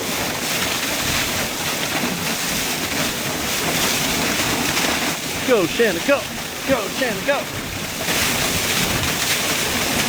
Well, Cooper, Shanna set the bar. She did. She got up there quick. We'll see if I can do that. That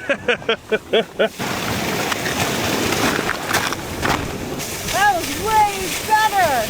I love it! Here we go!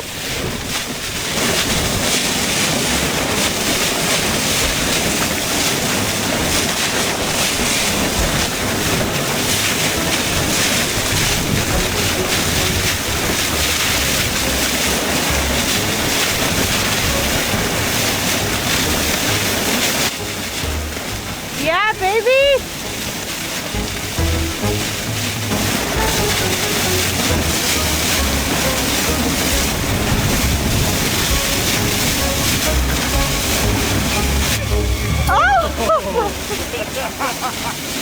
That's a good picture right there. Love it, yes! Work it! So I made it to the almost top, and then I fell. That's okay. I was really happy that Big Mac is as big as he is, because most guys don't hold me up.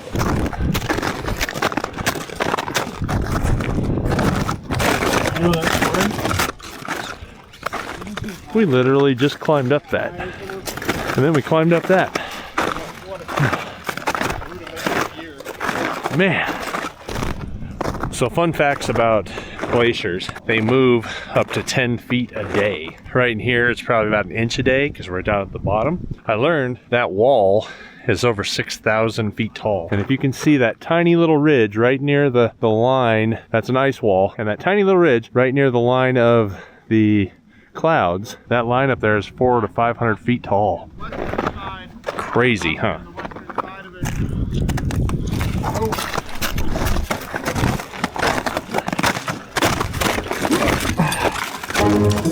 Oh, snap. Oh, yes, it is. Oh, wow.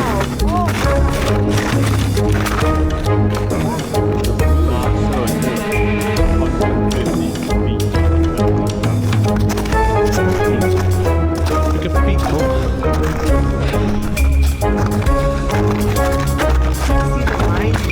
Yeah.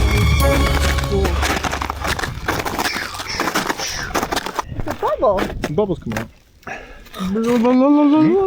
Big Mac here showed me that these holes are put in here by diamond-billed ice peckers. They just come in there and not really. He said it was cryocronite? Cryoconite, yeah. Heat from dirt melts it. Neat.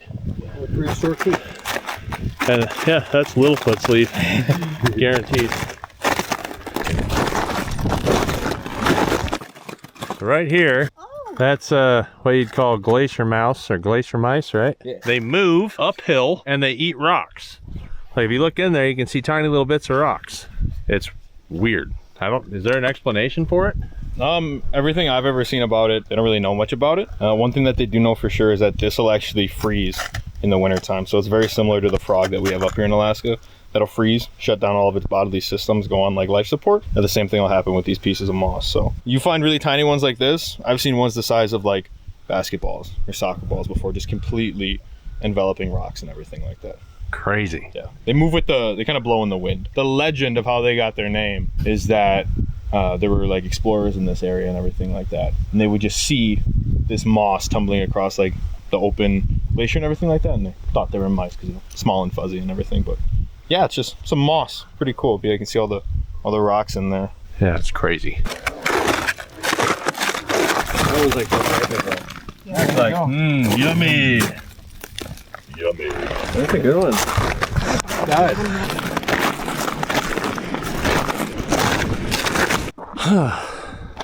Off the glacier.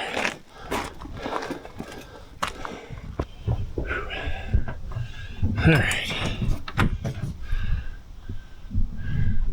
We made it back. That was a long hike. So we're gonna go get dinner. We're gonna call it a night. Tomorrow, back on the road in the rigs. I've had a pair of those. And just like that, our time at Kennecott and McCarthy is all over. Time on to the next adventure.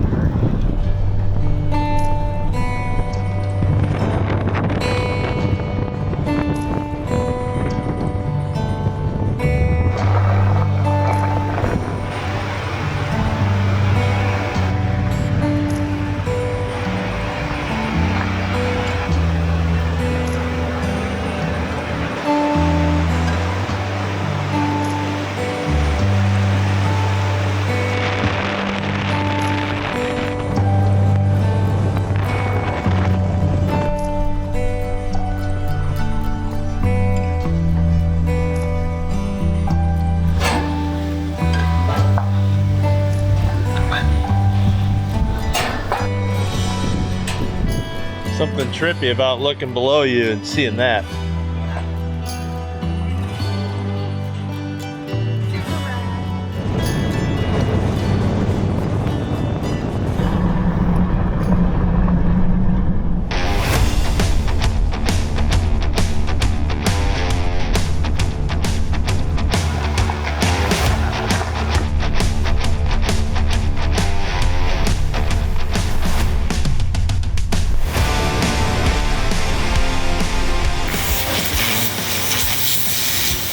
Well, it went from spring to winter, and we are up here at the Canwell Glacier Trail. Let's see how far we get.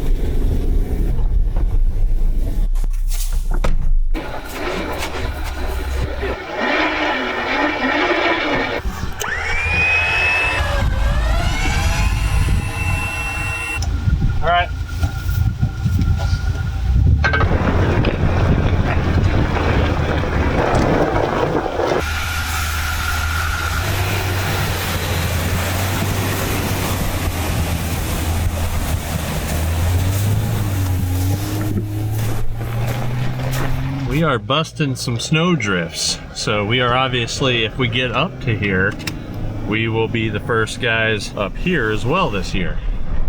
There's some pretty slushy snow. Pack's okay-ish, but it has soft spots still that just sink you.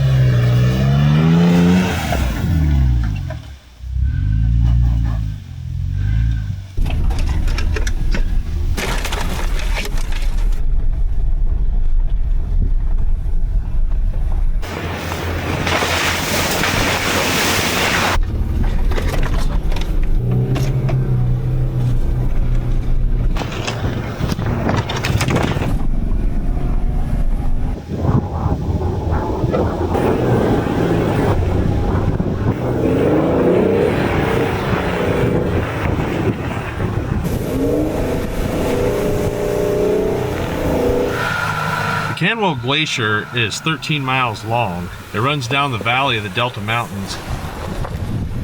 Made it. It's known for being dissected by the Denali Fault and for hosting the historic Great Canwell Glacier Stampede back in the 70s. The glacier was named by Captain E.F. Glynn of the U.S. Army, who named it in honor of his private, Canwell, a member of his Expedition Hospital Corps.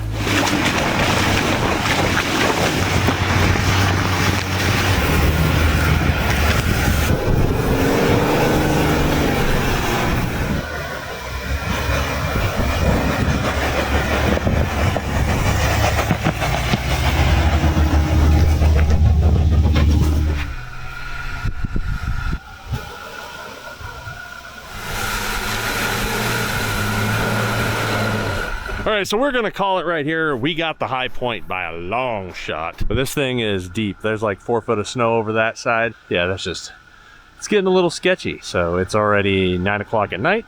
It's still light, cloud covered right now. We had blue skies back that way, so maybe it's telling us something. I do gotta say, this is freaking epic.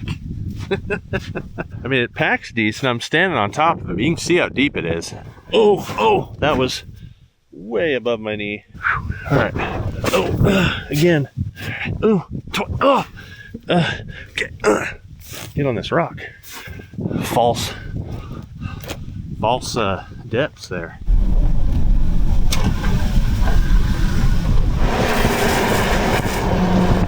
Oh, it's a mama and a baby moose.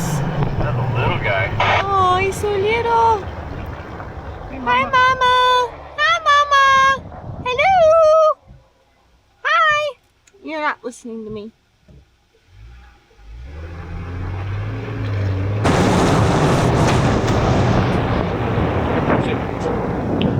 Hey, Moosey.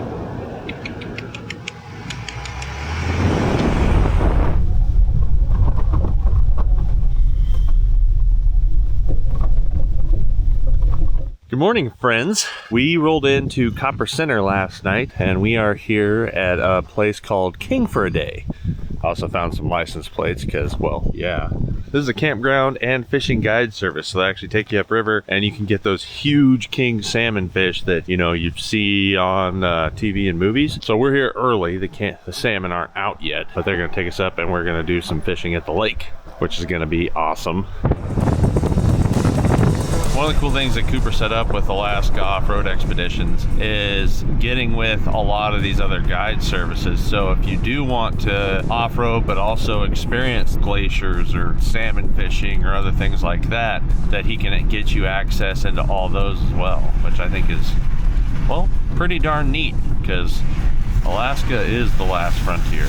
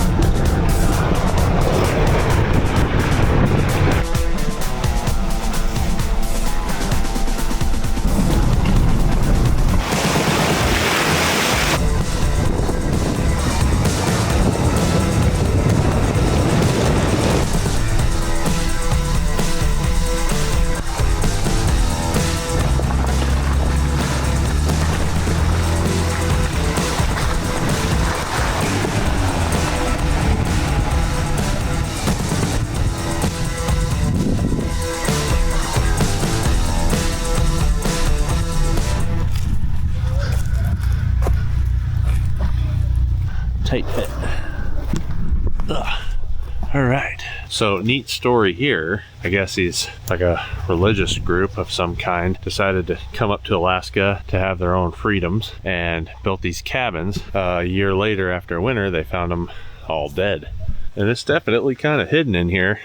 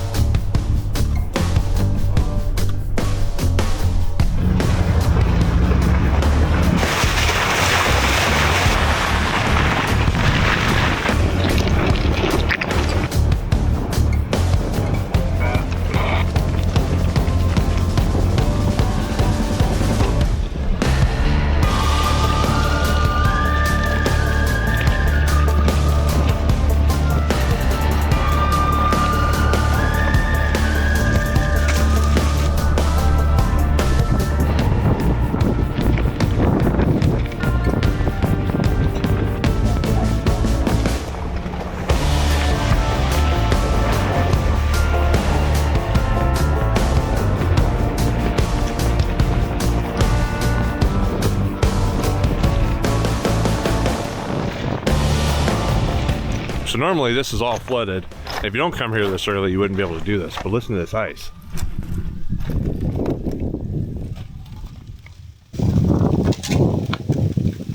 That is rad. So why it's doing that is the water, as it's melting, is pushing the ice out. Boy, look at this. Yeah, we're on this ice and it's literally moving into the rocks. That's weird. That's weird. Yep, that's a new one for me.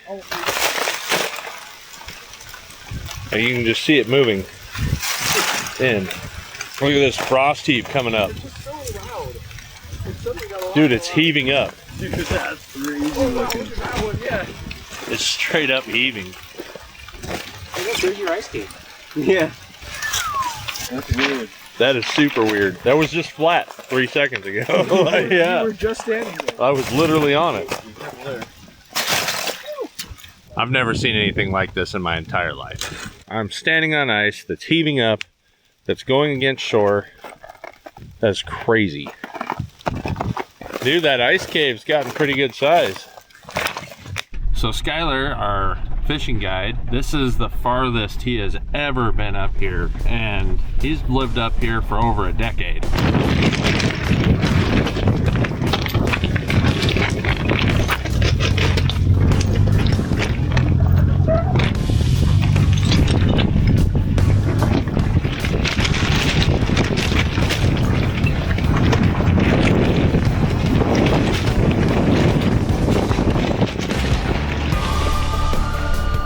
We got a big snow drift ahead. Fortunately, we've been getting our snow wheeling in, so we got lots of practice in this department.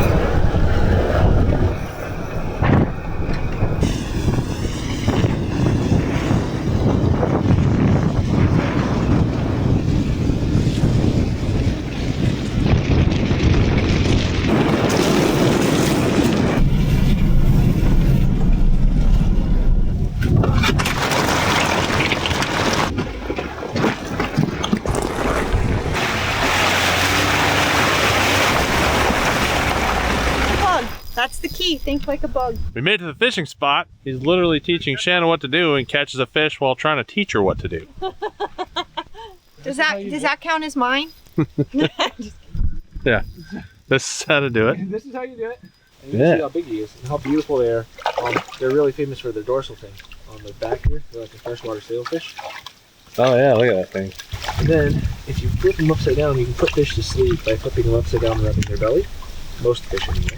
If you flip them upside down and you hold and you rub his belly, you go to sleep. What? Yeah. What? You're a fish whisperer. See? Take a nap. Wow. See, then you get to see his big, beautiful fin. Yeah, look at that. That's big. And there you go. Like, thanks, bro. That was Thanks fun. for the demonstration. How much you pay him to do that? A lot. Yeah. A lot. You know how much it takes to train a fish? Flick your wrist. There you go. Right there. Start reeling. That's it.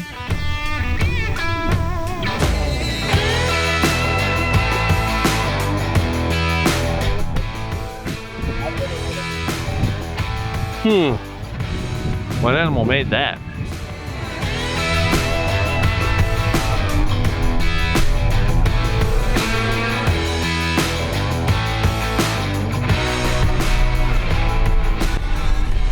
Today was epic. We got to drive up a part of the Clatina that normally nobody ever really gets to do because either it's too snowy or it's too flooded or whatever. It's just a perfect time of year on a crazy situation where we were able to do it. Secondly, I got to catch a grayling, and when I let my grayling back into the water, an eagle swooped down and tried to get it.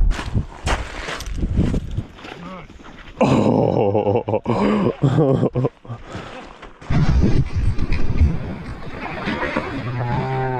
How much more American does it have to get? It was amazing. I was like, what the heck just happened? Where'd that come from? America.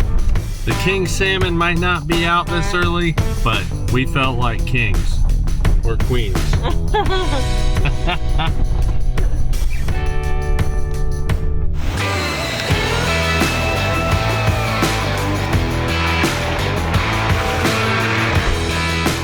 We left King for a day at Copper Center, worked our way across some of the mountain ranges, saw a few more glaciers, and headed up a trail called Boulder.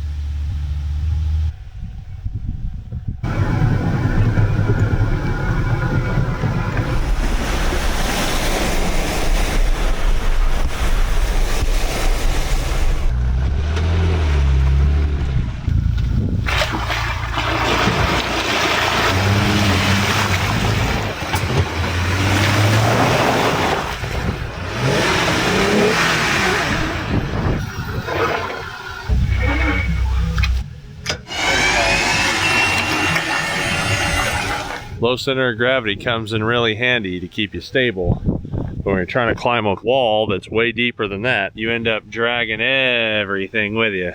So we've now made a dirt bike ramp for somebody.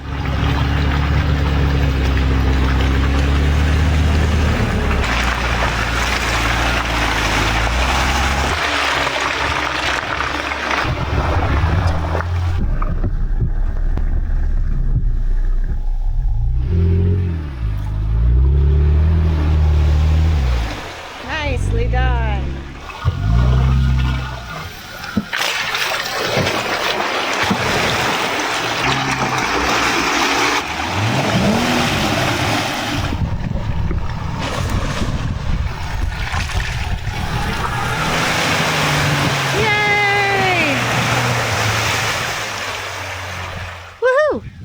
have to find the invisible line underneath all that muck and mud.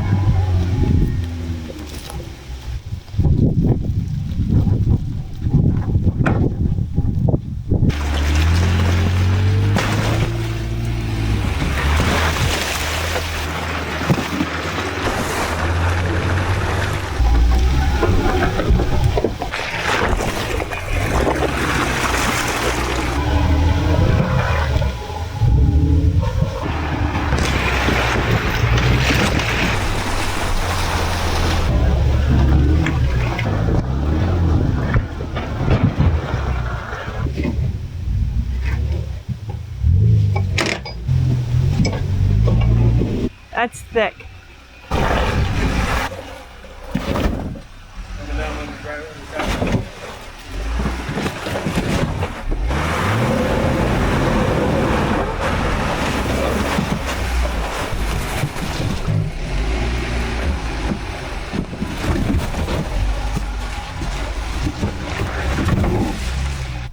Wow, look at that. Holy moly. And the little creek runs underneath. Wow.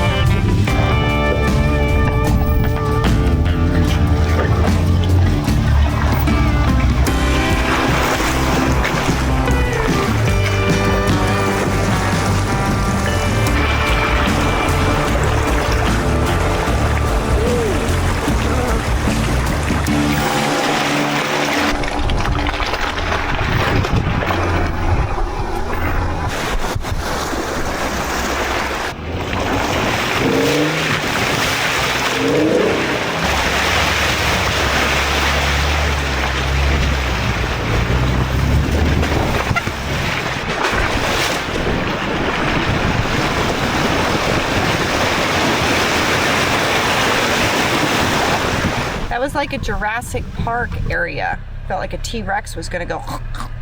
That was super cool. I like this trail. What makes those marks? How cool is this? We are driving up a riverbed, going towards more mountains, in mountains, crossing rivers, wheeling through some Jurassic Park looking stuff. It's 63 degrees out right now. Let's keep heading up the trail, see where it takes us.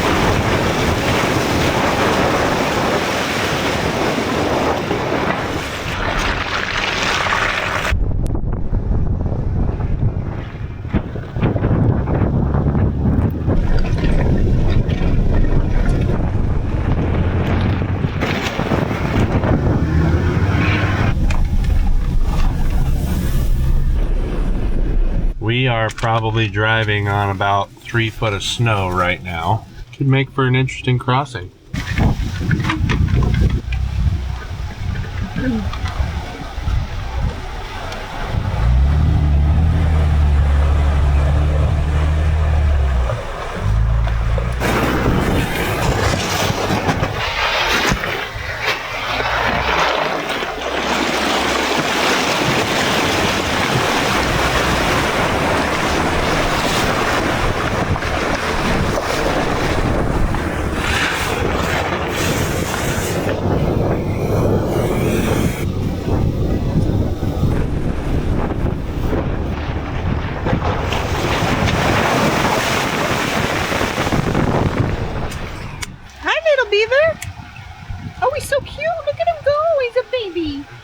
So cute. Little baby. Oh, I've never seen a baby beaver.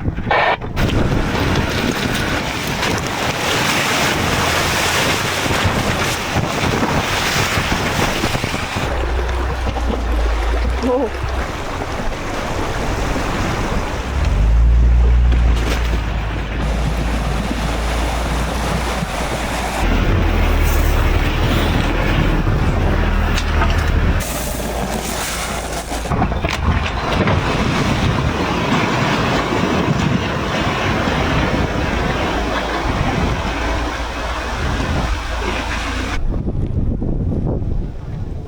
So we stopped to hike up this valley here, just to kind of see the waterfall. I guess there's a waterfall up here, and I was looking at these rocks. Look at that.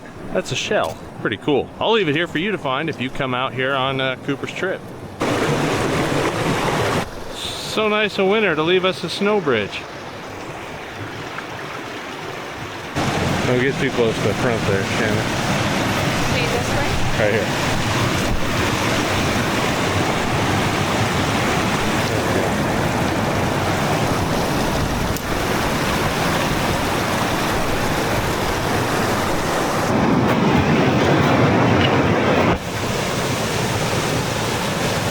Look at that. We got waterfalls. There's a cave inside of that. Shanna's throwing sticks at me. Figure that might be better than trying to pull you down.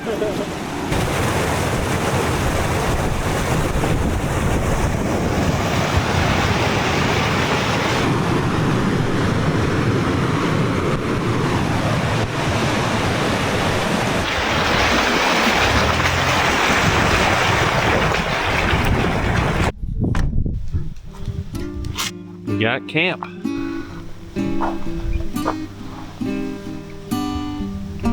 Mushy, mushy, mushy, mush. It's a mom.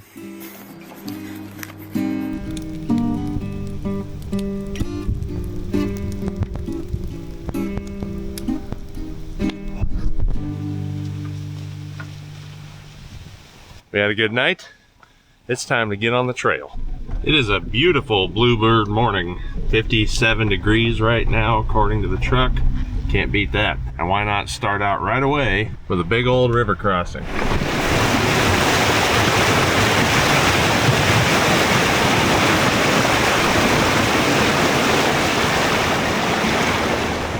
Because Alaska.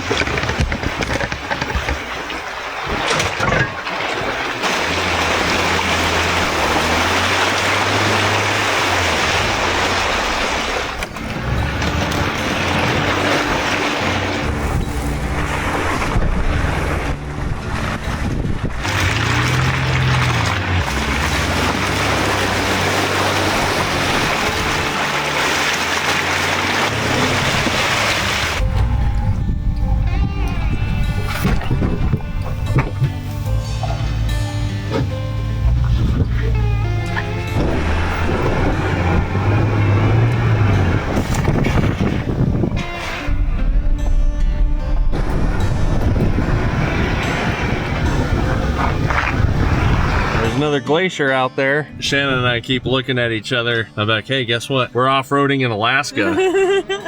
This is like a dream trip. You know, like I said, it's always been tough to figure out how I'm gonna get a vehicle all the way up here. You know, I mean, you're gonna lose a week just driving it up or trailering it up, if not more. And then to only wheel for a week and all the way home, you know, that's not the way I really wanna do it. There's a moose right there in the trees. Hi, Mr. Moose. Oh, there's two of them. Two of them. Hey, Moosey.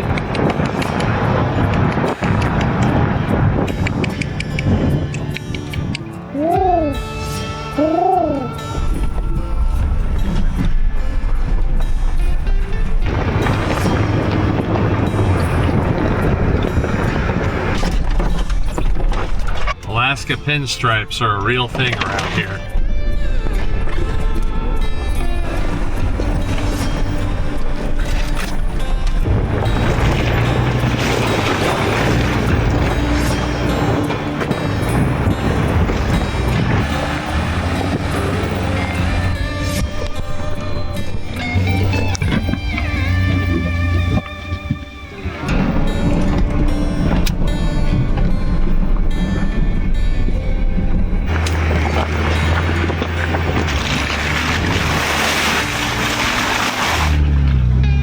This trail is brought to you by the number 4. We've worked our way over to Eska Falls, and now we're seeing if it is even open all the way to the top. So we hope it is. It should be. It's been really warm last couple days, and this is definitely a bucket list trail for me. So super, super, super stoked on this one. Because we're wheeling in Alaska. Yes.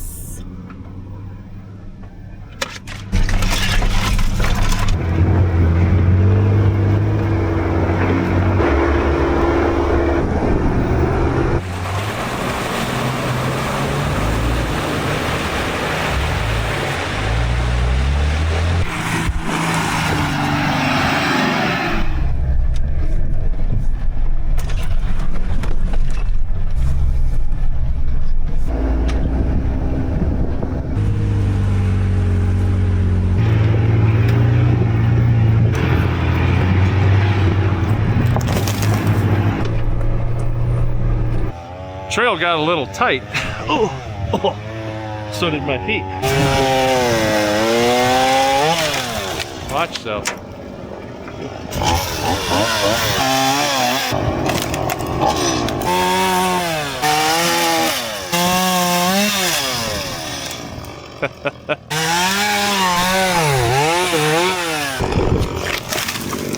At some point I feel like that tree is gonna be right here.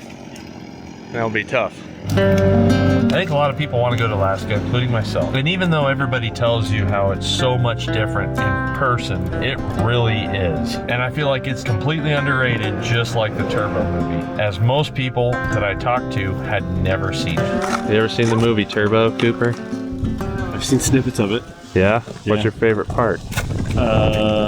But a trip like this is more than just checking out mountains and seeing cool sights. It's all the people that are involved, like becoming friends with our climbing guide, Big McGuire, to go out on a crazy river and fish with bald eagles with our new friend Skylar, to making new lifetime friends with Cooper and his wife Emily, as this is definitely a must-do trip for anybody that's even considering traveling or off-roading in Alaska. But there is absolutely no better way to do it than with my beautiful bride of 25 years. And to be able to celebrate our anniversary up here in Alaska and my birthday is going to be one hard one to beat. And as we are getting to the end of this trail series and getting near the Eska Falls, one of my bucket list trails in Alaska, I'm so glad that I followed the rules of Turbo, and I better make the most out of today. And I better make the most of today.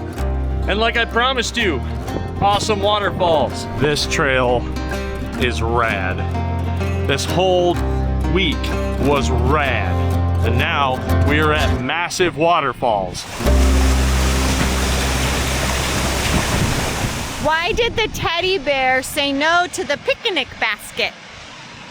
Because he had a boo-boo? No, because, oh wait, do you know? No, I don't know. Because he was stuffed. He was stuffed. Oh man.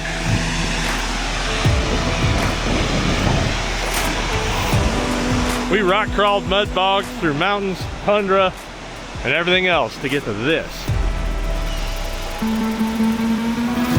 It's actually, ooh, right as I was getting ready to talk crap, I was like, it's actually kind of sticky snow. Okay, hon? You got it?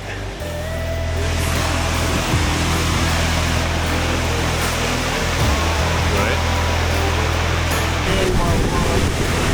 Locked in.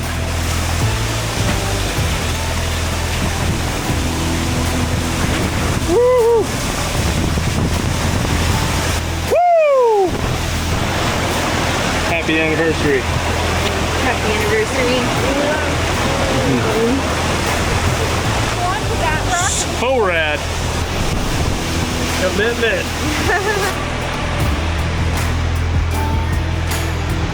You're good.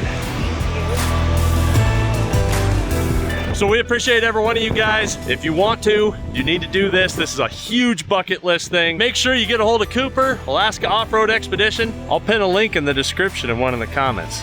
This was epic. We'll see you next time. Bye.